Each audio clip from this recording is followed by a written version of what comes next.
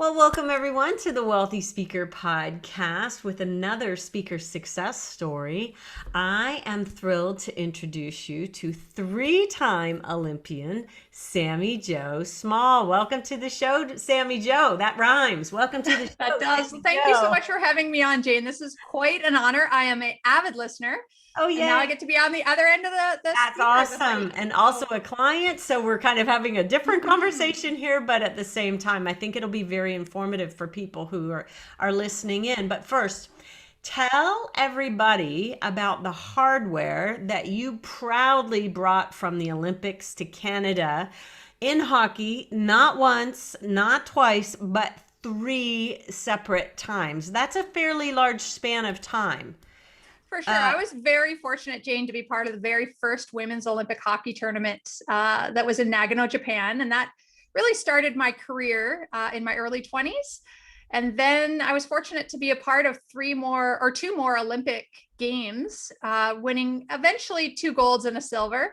But I'm still such an avid fan of the Olympics. And in fact, my husband is a five-time Paralympian, mm. vying for his sixth Paralympic Games in Beijing. So we're still really intertwined with You're the an Olympic movement. Olympic family. But so I've said this numerous times, probably even on the podcast, that there is nothing I like to see more. This is like classic Canadian culture is you see a little pink helmet and a blonde ponytail coming down the back. Like to me, that is just Yeah, Canada. I love that when I started, it was really unacceptable for girls to play hockey. I had parents that they weren't part of the hockey culture, so they didn't understand that there was no teams, there was no girls playing. And Mm. it really wasn't until my first practice that they were like, "Where are all the other little girls?"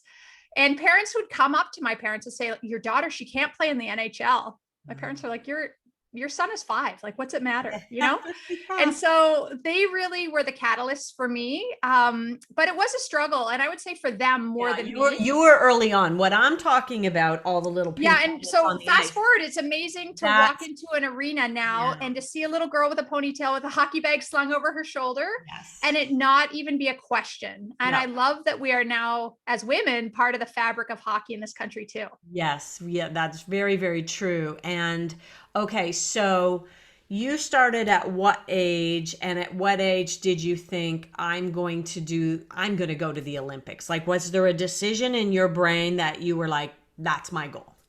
So sort of. I have an interesting story, I think, because of the time frame. So I grew up, like I said, at a time where hockey was not really acceptable and was in fact not an Olympic sport. So I played at the highest level of boys hockey, dreaming of playing in the NHL.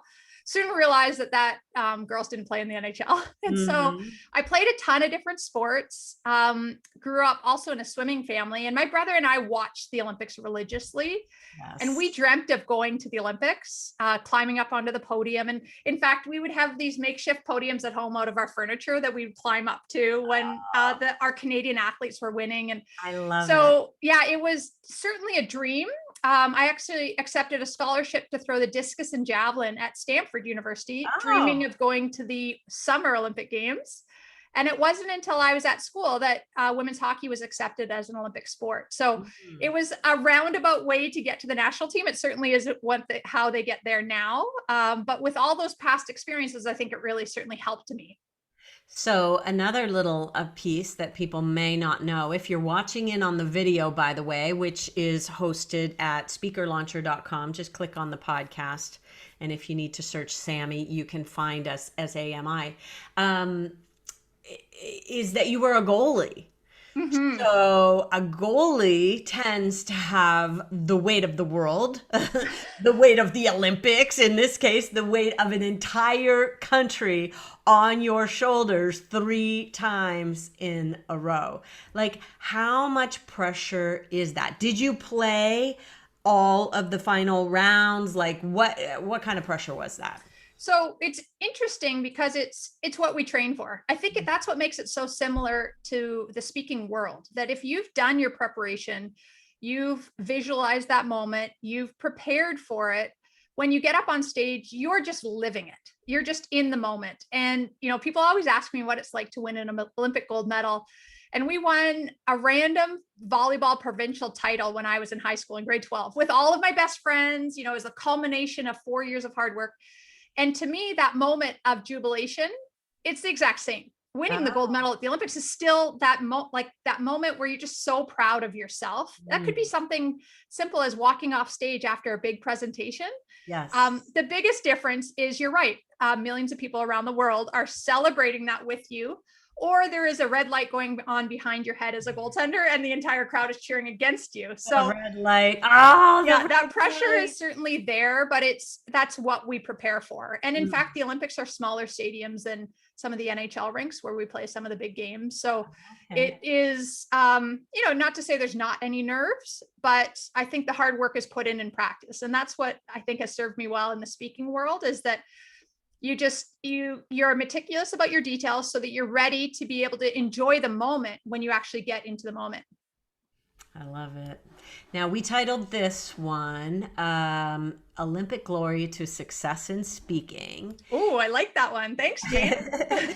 And so I know your story because we've worked together, but there are pieces of the beginning of the story that I missed. So talk about you. At what point in your Olympic journey did people start calling on you to speak? And I know you got with the speakers bureaus right away. I mean, everybody wants Olympic athletes and everybody wants Olympic gold athletes. There's even a difference in terms of echelon right there. So at what point was it? After one, after two, after three, did people start to call on you? Well, I think it's a 25-year overnight success for sure. Yes. When I first joined the team in 1997 was my first year on the team. I'm a graduate in mechanical engineering. So in terms of you are. in terms of communication skills, you know, I would say I always loved speaking. We had a speech competition that I would participate in every year while at school, concours d'oratoire en français, because I went to a French school. Okay. And so I loved it, but I never thought that was a real job by any means. Like most speakers that end up in this industry, we don't know that people will eventually pay us. Yes. So in 98, when we came back from Nagano, and even when we traveled across this country promoting women's hockey, we would often be in front of community groups, schools, and most of my teammates hated speaking. And I found I really liked it. I really found that I got, a little nervous before I did it. Yes. If I did good, there was a little clapping afterwards, and I felt good about it. And so I would often raise my hand when it came time to speaking at these events. Then in 2002, after our first gold medal win, I set up a tour called Share the Dream. And I simply wanted to earn enough money to drive from Toronto to Winnipeg in my car. So I went up Highway 11. So the long way around. Oh, and that is a long route. I've done that route. And I spoke at probably 45 different communities, different events over the course of 2 weeks. And that really solidified my speaking career. Trying new stories, trying out various different ways of speaking. And I did it with a friend of mine. He became my little manager on the road, and we would sign autographs as we were going, and just really made it fun. And it was when I came back from that some of the people that I had spoke to started asking if they could hire me for their company, for their corporation, their association, and started paying me for it. And I thought, I can get more than just gas money for this. So to me, it just for gas money is one I have not heard before, Sami Jo. Yeah. So speaking for gas money, I really thought that I would last an Olympic cycle. I thought I can do this to the 2006 Olympics. I was fortunate to get to go there. So maybe I would last until Vancouver, but then hosting the Olympics in Canada, there's always a lot of big names that come out of it. They are the superstars. And I thought, okay, I'll just work there until I get a real job back in engineering. Right. And it just never stopped. And right after the 2006 Olympics, that's when I joined CAPS, realizing there was so many other speakers out there. And the majority were not quote unquote celebrity speakers, but these people just worked hard at their profession and just taught me so much. And so that really became my journey. I never thought that it would last as long as it did. And I think that's what makes me still so grateful to be in this industry and to make more money than I ever could have in engineering. You're still scratching your head. Now, CAPS, by the way, for those of you who are not Yeah. familiar, Canadian Association of Professional Speakers, it's the sister chapter to NSA, which is our American brethren, and the Global Speakers Federation, for those of you who are tuning in from around the world, could be joining the GSF. And having met speakers from all over the world as a part of this association, and some of my best friends have been through these channels, and I've known them for 25 years now. And so to me, that's, I always say everything I ever learned I got from NSA or CAPS. So yeah, the first person that ever saw me up on stage was actually at what did we used to have in CAPS that was Rising Stars. So I did Rising Stars one of my first years. And Warren Evans was one of the judges. Yes. And Warren not only just took time to work with that particular 5-minute speech, but to work with my business. And, having somebody like him at the start of my career was so amazing. But then, just the wealth of knowledge in the Toronto chapter of CAPS is incredible. I had Randall Craig initially help me, Tom Stoyan, Susan Luke Evans has been incredible, an incredible friend. And now recently Donald Cooper, who has not only just worked with me as a speaker, but has really encouraged me to be role models and mentors to younger speakers as well, and giving free of his time and just being so generous. That spirit of generosity that's within our industry, I don't know that exists too many other places. And I don't know if so it is in other industries. I don't know if engineers would be that way, but the people you listed are all like the legends of the speaking industry. And so you, obviously they saw something in you, how special you are, and not that they wouldn't take anybody under their wing, but I just think that is exactly the spirit of CAPS. Mm-hmm. We have a Spirit of CAPS award for people who go above and beyond. And it's just a beautiful, beautiful thing to be able to call someone up and say, hey, have you ever come across this before? Or to go out on Facebook and ask a question. And you know what made me join CAPS was I read a book called The 4-Hour Workweek by Tim Ferriss. Yes. And in it, he says, whatever job you do, join your association. And I had to think long and hard, like, what job do I do? And I had to look at my income statement and where did most of my money come from but speaking. And I thought, okay, well, maybe there's an industry for that. And lo and behold, I found one of the best industries I could have landed in. Yeah. My parents still ask when I'm getting a real job, but I know they really will never understand. So don't try to convince them that it is real. But let's map out your umbrella, because you do have a hockey school. Talk about all the different revenue streams that you have coming in. For sure. So my main one is as a keynote speaker. So I've really niched myself into that area. The hockey school initially, when I was younger, was a source of income that I relied on. Now I use it as a way to give back to the hockey community, to young girls. Yeah. And so half of my registrants are on bursaries of some sort. I make sure that any First Nations community, if you're coming from a First Nations community, you can come free of charge.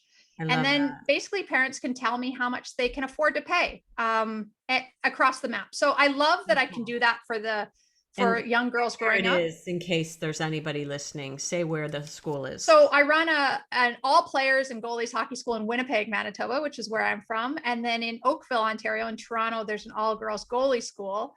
And so we get like 60 girl goalies, 180 kids in Winnipeg. I used to do almost the whole summer of hockey schools, but it's tough. I mean, I feel for teachers that are doing this all day long. The energy levels is just, it's unlike anything else. So obviously, you know what coaching is like. So that would be, I guess, one revenue stream that I've transitioned into more of something that I just love doing. It's just fun. I love that. And I love girl goalies. Oh my gosh. The miniature ones, like their equipment is bigger than them. It is just so adorable. 6 and 7 years old. You're doing some of it as bursaries because the hockey equipment itself is very expensive. And for kids who are Indigenous or from whatever culture that they may not be able to afford it. I've always had this mentality that, whatever it is your primary job, make it a job, make money, and then spend it on your passion projects. And so to me, hockey school is,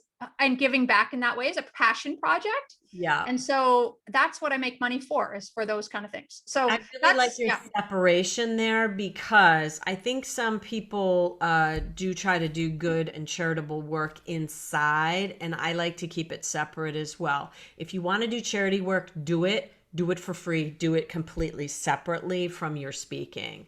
And Yeah, and so, I've always had a rule of thumb that I do 10 free appearances a year, yeah, because we get asked so much as Olympians in Canada to do events, whether it's at schools yeah. or charities. It's like, So that's just an easier than saying no. I was never great at saying no, but saying that not right now is a better way, that maybe you can fit into the next year's one. I end up doing 15 or 20 because, let's be honest, I feel, it's my friends and it's hard to say no to those people. until you However, offload that to somebody else, that is going to continue to happen. but I Because, still get such joy from speaking that, if I have time, I'll do it. and So now with that's, yeah. virtual, you could probably squeeze a few more in Well, virtual. and it's allowed me to practice a lot of virtual presentations as well. So I've done a lot of teams of late. Well, I shouldn't say of late, but when the pandemic first hit, it taught Mhm. me a lot about virtual. It's almost like the Share the Dream tour. It's like you can, kids don't care. They just want to see you. They just want to be inspired. Yeah, And you can work on your stories. You can work on your lighting. You can work on your presentation skills, all those things. So I love while it. I say they're free, they really are of benefit to me too. That's It certainly helps fantastic. me. All right, so you also have written a book. We're continuing down the revenue stream path. Tell everybody the name of your book. Yeah, so the book I wrote was just published in September of this past year, Mm. and it's called The Role I Played. And it essentially is an extension of my speaking, my keynote. I initially started writing it with the idea that it was going to be a back of the room sales. I mean, that's what everybody at CAP seemed to do. You had a book, you sold at the back of the room. Mm-hmm. Um, and when I when I had the first draft, I realized, well, that I wasn't a great writer, and I wanted it. I wanted something that I was proud of. I didn't just want something that I was going to self-publish and have, no help with. And Mm-hmm. so I took the time to seek out some writing coaches, learned how to write, took some courses, learned how to make the stories more engaging, and did some research with my teammates, because here I am writing a book about an entire generation of women that are these incredible, passionate, just I wanted all Canadians to know who these people are. Well, the whole world, but mostly Canadians. Yes. And so I realized I was a caretaker of their stories as well. Not too many people knew these stories. So I took the time. It took me 10 years. Part of it was having a family and getting pregnant in there. That kind of was, the book took a backseat to that. Yes. And when I came back from that, I had this manuscript. I was still going to self-publish, but I just didn't have the time. So I sent it around to publishers and then got picked up by ECW Press. And the rest was, working with some incredible people to take it to publication. And while I still published during the pandemic, which is, we have a pandemic authors group, which is really funny. You don't get to see the people reading your book. Group for people It who is a support group. launched their books during. That's right. So it still sells on my website. I can personalize it from here. Or if people have them, I've gone out and got book plates that I can just mail them free of charge. I just want to know that people are enjoying it and reading it. And I never intended it to be a revenue source. However, pleasantly, it has turned out to be one.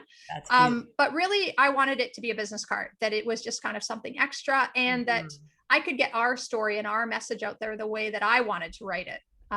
So that would be my next one. My next, I love that. Now, you mentioned a book plate there, so I would just want to do a little side note for people who have a book, to send it out with your contract every time. And if the bureau's doing the contract, ask them to send it out with the contract, or you send it directly to the client with a note that says, we'd love to put a book in everybody's hand. And especially when you're an Olympic athlete, you have a level of celebrity. In Canada, you are a celebrity, and so to have a celebrity book that they also give as a part of it, and have an autograph session. Notice I'm not saying book signing, I'm saying autograph session.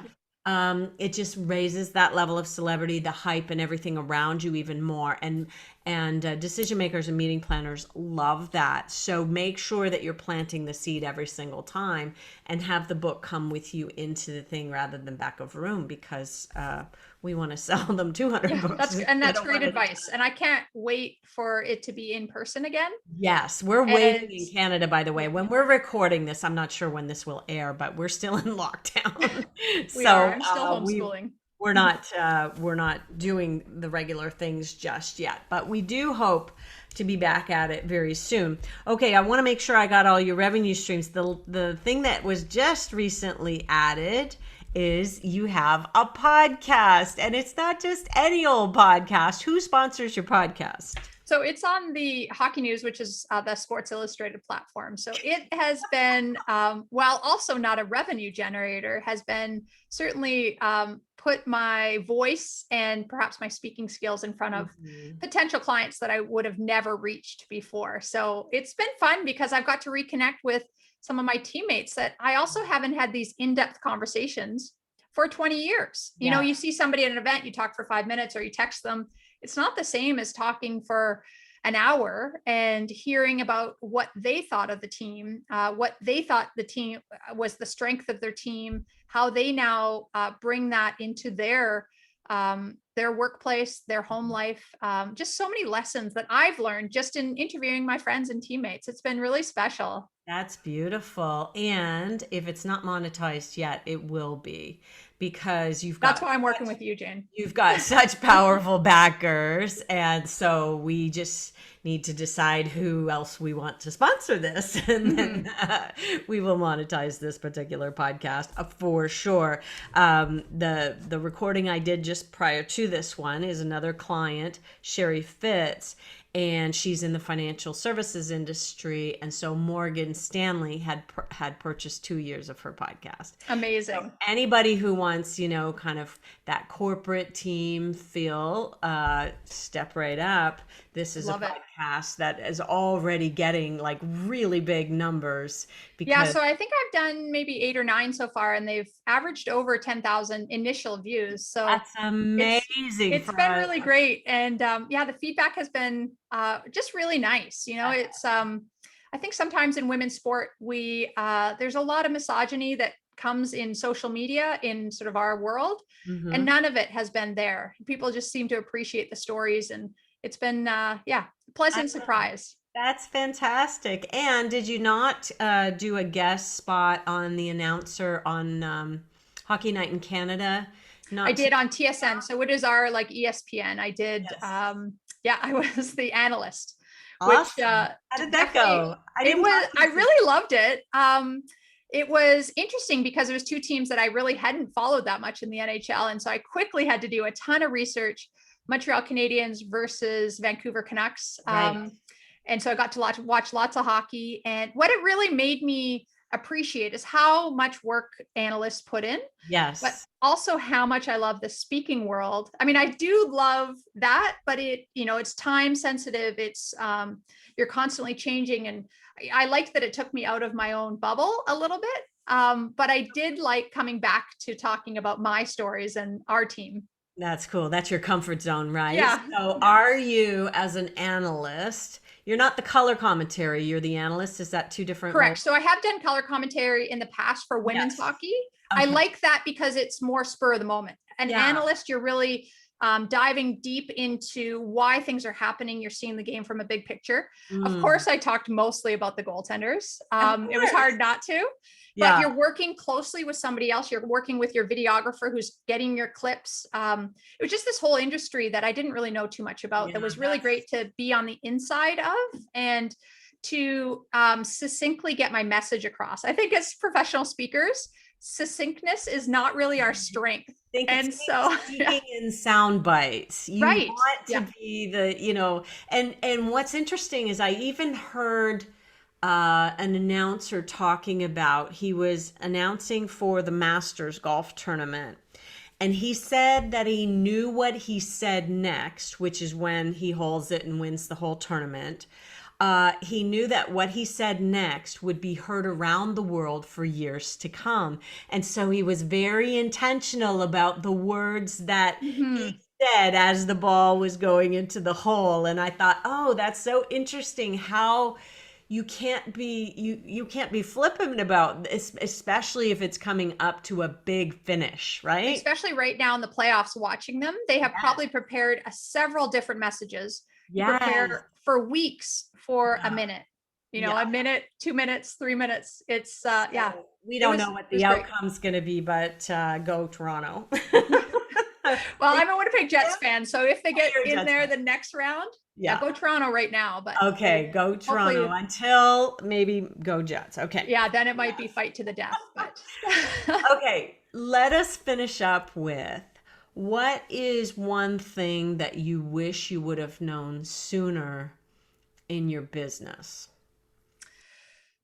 I mean, great question. I don't know that, I'm pretty happy with the way that it has transpired. I think being okay with where you're at is really something that through the pandemic, I've had to really internalize. We've talked a lot about some of the great courses I've taken. I've now hired you. I have so many great ideas. However, there is no time. We have a young family. It's Yeah. homeschooling a Your 5-year-old husband's is training for his next Olympics. You've exactly. got a lot So on your at plate. times it's just being okay with, you're always in a growth mindset and Mm, always having that learning mentality, never knowing when that's going to come to fruition is okay. yeah. And not being too hard on yourself. I'm very meticulous about each and every presentation prior and after. And just like when I was a goalie, I would dissect how every goal went in. I now do the same for a speaking engagement. Awesome. However, I'm not as hard on myself as I once was. Good. Sometimes I drive home feeling like, oh, I should have said that. In fact, just had a presentation the other day that 5 minutes of the video went out, especially when I was showing the Olympic gold medal, and Mm. nobody said anything. And it wasn't until the very end that the organizer said, "Can we see your medal again?" The video wasn't out. And Oh, in my mind, I thought, I was horrified. It's an hour presentation, 5 minutes of the video didn't work. They still heard me. It was fine. And yeah. I really had to talk myself down after it to be like, it's okay. Those kind of things are going to happen. The takeaway from the audience was still great. Hmm. And they don't know any different, and remind yourself of that on a continuous basis. Yeah, they So, don't even know what they missed. I no, think it's all we're always thinking, oh, I should have said this. Oh, I should have said that. right. Yeah. And it's okay to They write don't it know what down. they missed. Yeah. And one little tip I want to give to all of our listeners is talk to yourself as if you were talking to your best friend who had just delivered that speech. Yeah. I have come to the reasoning, or now what I do post event is I'll write down everything meticulously Mhm. and then park it. And then when I'm preparing for the next event, I read through all of those things. So for instance, I did a presentation this morning where I said to everybody on the call, don't be afraid to unmute yourself and tell me if you can't hear me or if you don't see the video. And, Yeah. it's just an extra 1 minute that now I learned. I moved on. That will hopefully never happen again. So those little things that, I didn't in the past, it would I have love stuck your with me for a week. recap.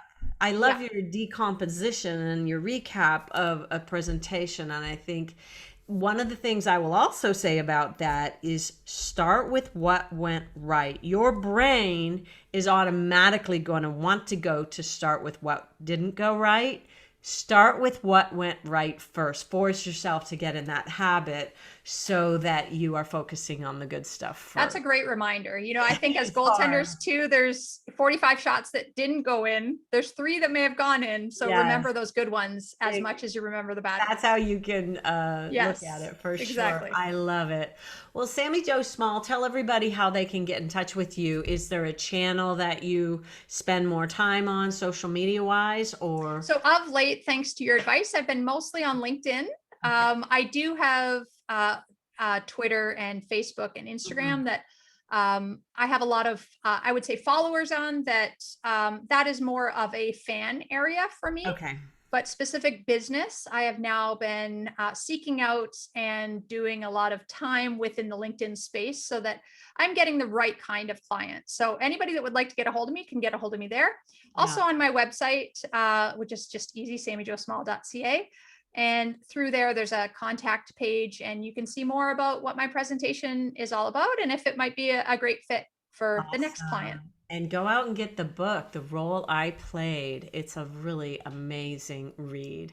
Sami Jo, thank you so much for being here with us. I've really loved having you. Well, thank you, Jane. This has been full circle for me. I have admired you within the speaking industry this entire time. Yours was the first book I ever bought that was a speaker specific book. And thanks to you, I got connected with Vince Vicente, who also has been a great mentor to me. So I just appreciate everything you've done for all speakers. And now that I get to actually work with you, it's been such a pleasure. Yay. Well, thank you for that. And if you are tuning in and have appreciated what we're doing over here, hey, reach out. Let us know. Jane@speakerlauncher.com. Let me know that you've been listening and enjoying the work that we do. Make sure that you subscribe so you do not miss future episodes. Sami Jo Small, thank you so much. And with that, we will say, see you soon, wealthy speakers. Bye for now, everyone.